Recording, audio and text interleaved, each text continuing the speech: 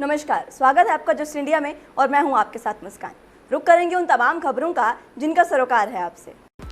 खबरों के प्रायोजक हैं आरोग्य मास्क लगाएं, कोरोना से सुरक्षित रहें। Oscar super speciality hospital and trauma centre, रंज किया showroom in Rohtak and Bahadurgarh. Showroom पर आएं, टेस्ट ड्राइव लें और गाड़ी बुक कराएं। भारत और चीन के बीच लद्दाख सीमा पर हालात तनावपूर्ण है और स्थिति जो है वो युद्ध तक की आ गई है। चीन लगातार कई तरह के हथकंडे अपना रहा है। इस बीच चीन के नापाक इरादों का एक और खुलासा हुआ है। चीन कुछ कंपनियों के द्वारा भारत में जासूसी करवा रहा है। इसके तहत प्रधानमंत्री से लेकर केंद्रीय मंत्री तक, मुख्यमंत्री से लेकर सेना के अफसर तक और बड़े अफसरों से लेकर बिजनेसमैन तक हर कोई उसके निशाने पर है। ऐसे वक्त में जब भारत ने कई चीनी कंपनियों पर बैन लगाया और हालात तनाव भरे हैं, तब इस तरह का खुलासा चौंकाने वाला है। सूत्रों के मुताबिक चाइनीज कंपनी शेनज़ेन भारत में करीब 10,000 लोगों की निगरानी करती है। इस कंपनी का चीन की सरकार और चीन की कम्युनिटी पार्टी में सीधा संबंध है। इस चीनी कंपनी की करीब 10,000 भारतीयों पर नजर है, जिसमें प्रधानमंत्री से लेकर एक मेयर तक शामिल है। झेंझुआ data information technology company limited की ओर से जिन भारतीयों पर नजर रखी जा रही है, उनमें राष्ट्रपति रामनाथ कोविंद, प्रधानमंत्री Narendra Modi, chief justice of India, Congress अध्यक्ष सोनिया गांधी, गांधी परिवार, ममता बनर्जी, उद्धव ठाकरे, नवीन पटनायक जैसे बड़े नेता, राजनाथ सिंह, पीयूष गोयल जैसे केंद्रीय मंत्री, सीडीएस बिपिन रावत समेत कई बड़े सेना के अधिकारी भी शामिल हैं। कोरोना संक्रमण के बीच संसद का मॉनसून सत्र आज से शुरू हो रहा है। 18 दिनों तक चलने वाले सत्र के दौरान विपक्षी दलों ने मोदी सरकार को कई मुद्दों पर घेरने की तैयारी की है। विपक्ष कोरोना संकट से लेकर देश की गिरती अर्थव्यवस्था, भारत चीन सीमा तनाव, बेरोजगारी, जीएसटी में राज्यों की हिस्सेदारी सहित किसानों के मुद्दे पर सरकार के खिलाफ हल्ला बोलेगा। वहीं किसान संगठन संसद से बाहर सड़क पर सरकार को घेरने के लिए जंतर मंतर पर धरना प्रदर्शन करेंगे। मुख्य विपक्षी दल कांग्रेस ने तो यहां तक ये भी कह दिया है कि वो सदन में पेश किए जाने वाले 11 विधायकों में से 4 का विरोध करेगी। कांग्रेस ने साफ तौर पर कहा कि उम्मीद है कि प्रधानमंत्री नरेंद्र मोदी विपक्ष की चिंताओं पर जवाब देंगे। लोकसभा की बिजनेस एडवाइजरी कमेटी की मीटिंग रविवार को हुई, जिसमें विपक्ष ने भारत चीन गतिरोध, बेरोजगारी, आर्थिक मंदी जैसे मुद्दों पर संसद में चर्चा करने की मांग रखी है। बता दें कि साल 2017 में भी देश की सुरक्षा का हवाला देकर मोदी सरकार ने डोकलाम पर चर्चा कराने से इनकार कर दिया था। मार्च के महीने में लॉकडाउन के ऐलान के कुछ दिन पहले ही संसद का सत्र अनिश्चितकाल के लिए स्थगित कर दिया गया था। इस साल जून के महीने में भारत और चीन के बीच गलवान घाटी में हिंसक झड़प भी हुई थी। इस दौरान भारत के 20 सैनिक भी शहीद हो गए थे। ऐसे में विपक्ष ये मुद्दा इस बार सत्र में जोर शोर से उठाने की तैयारी में है। राज्यसभा सांसद जयराम रमेश ने कहा कि कांग्रेस ने अन्य समान विचारधारा वाले दलों के साथ मिलकर फैसला किया है कि संसद के दोनों सदनों में 3 कृषि संबंधी विधेयकों और बैंकिंग विनियम संशोधन विधेयक का कड़ा विरोध करेंगे। रमेश ने आरोप लगाया कि कृषि संबंधी विधेयकों से सरकार एमएसपी और सार्वजनिक खरीद को कमजोर करना चाहती है। उन्होंने कहा कि कृषि संबंधी तीनों विधेयक खेती और किसानी को बर्बाद करने वाले हैं। उन्होंने ये भी आरोप लगाया कि केंद्र सरकार ने इन विधेयकों को लेकर राज्य सरकारों से चर्चा तक नहीं की। इन विधेयकों को लेकर कई मुख्यमंत्रियों ने प्रधानमंत्री मोदी को पत्र भी लिखा है और पंजाब विधानसभा में तो इसके खिलाफ प्रस्ताव तक पारित हो चुका है। कांग्रेस नेतृत्व में बदलाव की मांग करने वाले नेताओं को खरी खरी सुनाने वाली हरियाणा कांग्रेस की अध्यक्ष और पूर्व केंद्रीय मंत्री कुमारी शैलजा को पार्टी का राष्ट्रीय कार्यकारी अध्यक्ष व सह अध्यक्ष बनाने पर शीर्ष नेतृत्व विचार कर रहा है। शैलजा को यदि राष्ट्रीय स्तर पर कोई जिम्मेदारी मिलती है तो वो पूर्व सांसद और कांग्रेस की राष्ट्रीय कार्य समिति के सदस्य नियुक्त किए गए कुलदीप बिश्नोई को हरियाणा कांग्रेस का नया अध्यक्ष बनाया जा सकता है। इस पद के लिए पूर्व सीएम भूपेंद्र सिंह हुड्डा अपने बेटे राज्यसभा सदस्य दीपेंद्र सिंह हुड्डा के लिए भी प्रयास करने का कोई मौका नहीं छोड़ेंगे। कांग्रेस विधायक दल की नेता रह चुकी किरण चौधरी भी अपनी कोई गोटी फिट करने का प्रयास कर सकती हैं। कुलदीप को इसका नुकसान हो सकता है कि वो सिंधिया और सचिन पायलट के समर्थक रहे हैं, लेकिन राहुल के नज़दीकी का भी कुलदीप बेहतर तरीके से फायदा उठा सकते हैं। शैलजा की नई जिम्मेदारी की घोषणा कांग्रेस की राष्ट्रीय कार्य समिति के नामों की घोषणा के साथ ही संभव थी, लेकिन कांग्रेस ने कुछ मित्र दलों द्वारा इसमें जल्दबाजी नहीं करने के आग्रह के बाद कुछ समय के लिए इसे टाल दिया गया था। कांग्रेस के कुछ सहयोगी दल शैलजा के साथ साथ मीरा कुमार का नाम भी आगे बढ़ा रहे हैं। शैलजा बरसों से सोनिया गांधी और राहुल गांधी के भरोसेमंद हैं। देश के 23 कांग्रेस नेताओं ने पार्टी नेतृत्व में बदलाव की मांग करते हुए स्थायी अध्यक्ष का सुझाव दिया था। तो शैलजा ने ऐसे तमाम पार्टी नेताओं का ये कहकर विरोध किया था कि वो आज जो कुछ भी हैं कांग्रेस नेतृत्व के कारण ही हैं। उनके इस बयान को हरियाणा कांग्रेस के नेताओं ने भले ही सहज ढंग से लिया हो, लेकिन शुक्रवार रात को कांग्रेस की राष्ट्रीय कार्यसमिति समेत विभिन्न पदों पर जो नियुक्तियां हुई, उससे साफ हो गया है कि नेतृत्व पर सवाल उठाने वाले अधिकतर नेताओं को किनारा कर दिया गया है। प्रदेश में सक्रिय मरीजों की संख्या बढ़ती ही जा रही है। इसका कारण यह है कि जिस प्रकार से नए मरीज मिल रहे हैं, उसके मुकाबले ठीक होने वालों की संख्या बेहद कम है। राज्य में रविवार को 2427 नए मरीज मिले हैं, जबकि 1874 मरीज ठीक भी हो गए हैं। अब तक कुल 94,844 संक्रमितों में से 72,587 ठीक हुए हैं। 1,025 की मौत हो चुकी है। ऐसे में सक्रिय मरीज बढ़कर 21,232 हो गए हैं। स्वास्थ्य विभाग ने 15 सितंबर तक सक्रिय मरीजों का अनुमान 18,000 के करीब लगाया था। इधर 24 घंटे में 22 लोगों की मौत हो गई है। करनाल जिले में सर्वाधिक 4 लोगों की जान गई है। फरीदाबाद, अंबाला, यमुनानगर में 3-3, गुड़गांव, रोहतक और हिसार में 2-2, भिवानी, कुरुक्षेत्र, पानीपत में 1-1 की मौत हुई है। राज्य में लगातार बढ़ते सक्रिय मरीजों की वजह से सरकार ने 100 बेड के 3 कोरोना क्रिटिकल केयर सेंटर शुरू करने का भी फैसला लिया है। इस वक्त 319 मरीजों की हालत गंभीर बनी हुई है। इनमें 43 को वेंटिलेटर पर रखा गया है, जबकि 276 की सांसें ऑक्सीजन सिस्टम के सहारे चल रही हैं। हरियाणा के कृषि और किसान कल्याण मंत्री जयप्रकाश दलाल ने कहा कि राज्य सरकार किसानों के हित पर आंच नहीं आने देगी। विपक्षी पार्टियां किसानों को गुमराह करने का प्रयास कर रही हैं, लेकिन प्रदेश का किसान जागरूक और समझदार है। वो विपक्ष के बहकावे में आने वाला नहीं है।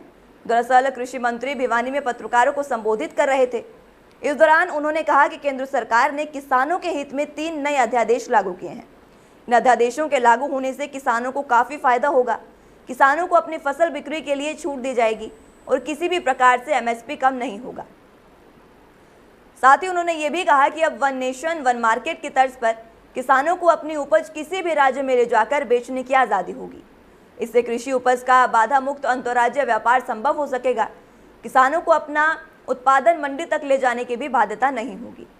आवश्यक वस्तु अधिनियम 1956 में संशोधन कर अनाज, दलहन, तिलहन, खाद्य तेलों, प्याज और आलू जैसी वस्तुओं को आवश्यक वस्तुओं की सूची से हटाने का फैसला किया गया है। इस फैसले से उत्पादन, भंडारण, ढुलाई और वितरण करने की आज़ादी से व्यापक स्तर पर उत्पादन करना संभव होगा। उन्होंने कहा कि केंद्र सरकार ने मूल्य आश्वासन पर किसान समझौता और कृषि सेवा अध्यादेश 2020 को भी स्वीकृति दे दी है। यह अध्यादेश किसानों को शोषण के भय के बिना समानता के आधार पर सामानों की खरीद बिक्री की आज़ादी देगा। उन्होंने कहा कि कृषि उत्पादों के लिए एक देश एक बाजार की दिशा में बड़ा कदम उठाया गया है। हरियाणा के पुरातत्व संग्रहालय और श्रम रोजगार राज्य मंत्री अनूप धानक ने कहा कि राज्य सरकार समाज के गरीब वर्गों के समान विकास के लिए निरंतर प्रयत्नशील है, जिसके उनके जीवन स्तर में सुधार होगा। दरअसल राज्य मंत्री हिसार जिले के विभिन्न गांवों में विकास परियोजनाओं के उद्घाटन अवसर पर उपस्थित लोगों को संबोधित कर रहे थे। इस दौरान उन्होंने गांव लितानी में चंद्र प्रधान की ढानी की 2 गलियों और छिंपी चौपाल का उद्घाटन किया। उन्होंने गांव दौलतपुर में अनुसूचित जाति चौपाल और गांव चमारखेड़ा में सनियाना भूना रोड पर जगदीश घायल की ढानी की सड़क का उद्घाटन किया। इस दौरान ग्रामीणों ने गांवों में करवाए जा रहे विकास कार्यों के लिए राज्य मंत्री का आभार भी व्यक्त किया। राज्य मंत्री ने कहा कि समाज की अंतिम पंक्ति में खड़े व्यक्ति तक योजनाओं का लाभ पहुंचाने के लिए प्रदेश सरकार ने अंत्योदय सरल योजना खोले हैं और जींद जिले में सफेद मक्खी के कहर से कपास की फसल को व्यापक नुकसान हुआ है। कृषि विशेषज्ञों की माने तो जिले में कुल रकबे में से 10% रकबा ऐसा है जहां पर कपास की फसल को 25 से 50% तक नुकसान हुआ है। जिले में बाकी रकबे में भी सफेद मक्खी की बीमारी से कपास के उत्पादन प्रतिकूल प्रभाव पड़ा है, लेकिन जिले में 15,000 एकड़ रकबा ऐसा है जहां कपास की 20 मन या इससे ज़्यादा निकलने वाली पैदावार अब 10 मन तक सिमट कर रह गई है। यानी सफ़ेद मक्खी की बीमारी के कारण किसानों को प्रति एकड़ 10,000 रुपये तक का नुकसान हुआ है, जबकि सफ़ेद मक्खी को खत्म करने के लिए किसान को लागत प्रति एकड़ 2 से 3,000 रुपये तक और बढ़ गई है।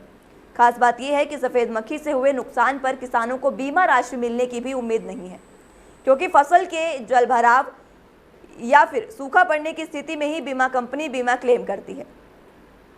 जिले में सफेदों पिल्लूखेड़ा ब्लॉक के एरिया को छोड़ दें तो बाकी लगभग सभी एरिया में किसानों द्वारा इस साल करीब 60,000 हेक्टेयर में कपास की खेती हुई थी। फसल अच्छी खासी खेतों में खड़ी थी, लेकिन पिछले दिनों में सफ़ेद मक्खी के हमले के कारण फसल में अब रोजाना नुकसान हो रहा है। किसान महंगे महंगे पेस्टिसाइड का भी छिड़काव कर रहे हैं, लेकिन इसके बाद भी सफ़ेद मक्खी खत्म होने का नाम नहीं ले रही। जिले के जींद और जुनाना ब्लॉक में सफ़ेद मक्खी ने कपास की फसल में सबसे ज़्यादा कहर ढाया है। फसल में हुए नुकसान पर किसानों द्वारा स्पेशल गिरदावरी करवाकर मुआवजे की मांग की जा रही है। महेंद्रगढ़ जिले के धोंगड़ा अहीर गांव के खेल परिसर में गांव की बेटी की नोएडा के गुरुकुल में हुई संदिग्ध मौत के मामले में एक महापंचायत का आयोजन किया गया, जिसमें सभी ने अपने विचार रखे और कहा कि जिला पुलिस द्वारा जो FIR दर्ज की गई है वो अधूरी है, उसमें सभी धाराएं लगाकर उसे पूरी करें। उन्होंने बेटी सपना के मौत के मामले की CBI जांच की भी मांग की है। उन्होंने कहा कि हम सरकार को 10 दिन का समय देते हैं, अगर समय रहते कार्रवाई नहीं हुई तो अगली महापंचायत जिला उपायुक्त कार्यालय के बाहर होगी। इसी के साथ उन्होंने इस आंदोलन को चलाने के लिए एक समिति भी गठित की है, जिसका नाम बेटी सपना न्याय महासमिति रखा गया है। न्याय नहीं मिला तो उनके सारे फिर हाथ खड़े हो जाएंगे कि एक बच्ची को कुछ नहीं न्याय दिला सके तो दूसरी को क्या दिलवाएंगे। तो हमारी बच्चियों के फोटो पे ऐसे ही हाथ चढ़ेंगे जैसे इस मेरी बच्ची के पे चढ़ा हुआ है। SHO साहब का ऑर्डर सिर्फ एक ही है जो सेक्शन, उसमें ही केस दर्ज हुआ है, जबकि हर एक सेक्शन का ऑफेंस बन रहा है एज पर लॉ। और हरियाणा के या थाने का, नारनौल के थाने का राइट है, जुरिस्डिक्शन है। तो हम तो इसलिए आए हैं कि जो कुछ भी ये दर्ज हुआ है कंप्लेंट, इस पर दर्ज हो केस। बॉलीवुड एक्ट्रेस कंगना रनौत मुंबई से मनाली जा रही हैं। बहन रंगोली भी कंगना के साथ है। मुंबई एयरपोर्ट पर कंगना के लिए कड़ी सुरक्षा का इंतजाम भी किया गया है। बता दें कि कंगना वाइस सिक्योरिटी के बीच मुंबई से मनाली के लिए रवाना हुई हैं। इस दौरान घर से मुंबई एयरपोर्ट के रास्ते पर कोई प्रदर्शनकारी या समर्थक कंगना के रास्ते में नजर नहीं आया। बता दें कि कंगना में BMC से दावा किया था कि वे मुंबई में शॉर्ट टर्म के लिए आई हैं, इसलिए BMC ने उन्हें होम क्वारंटाइन से छूट दी थी। कंगना 9 सितंबर को मुंबई पहुंची थी। गौरतलब हो कि शिवसेना संघ विवाद के बीच कंगना रनौत मुंबई पहुंची थी। कंगना ने शिवसेना और मुंबई पुलिस पर कमेंट किया था, जिससे पार्टी भड़क उठी थी, जिसकी जवाबी कार्रवाई में शिवसेना ने अवैध निर्माण का हवाला देते हुए कंगना के मुंबई स्थित ऑफिस के कुछ हिस्सों पर बुलडोजर चलाया था। यह कार्रवाई उसी दिन की गई जिस दिन कंगना मुंबई पहुंचने वाली थी। बाद में बॉम्बे हाईकोर्ट ने कंगना की ऑफिस पर तोड़फोड़ करने पर रोक लगाई। कंगना की ऑफिस पर BMC द्वारा की गई इस कार्रवाई पर अब कोर्ट में 22 सितंबर को अगली सुनवाई होगी। वहीं रविवार को कंगना महाराष्ट्र के राज्यपाल भगत सिंह किशोरिया से मिली। इस दौरान कंगना ने अपने ऑफिस पर हुई कार्रवाई के खिलाफ न्याय की गुहार लगाई। खबरों के प्रायोजक थे Pramod trading company, tiles, sanitary ware, Ghanipura, Jhajjar road, Rohtak. Asian colour coated Ispat limited.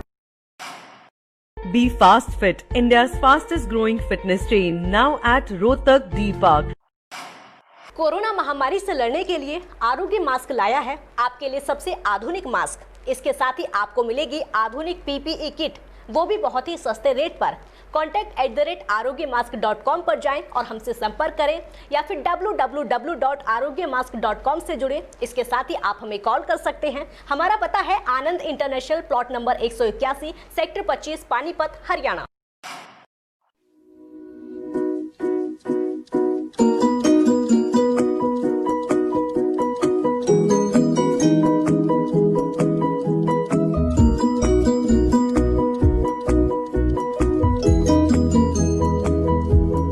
मेडिफिल international, 7 Sheetal complex, Subhash Nagar, Rohtak.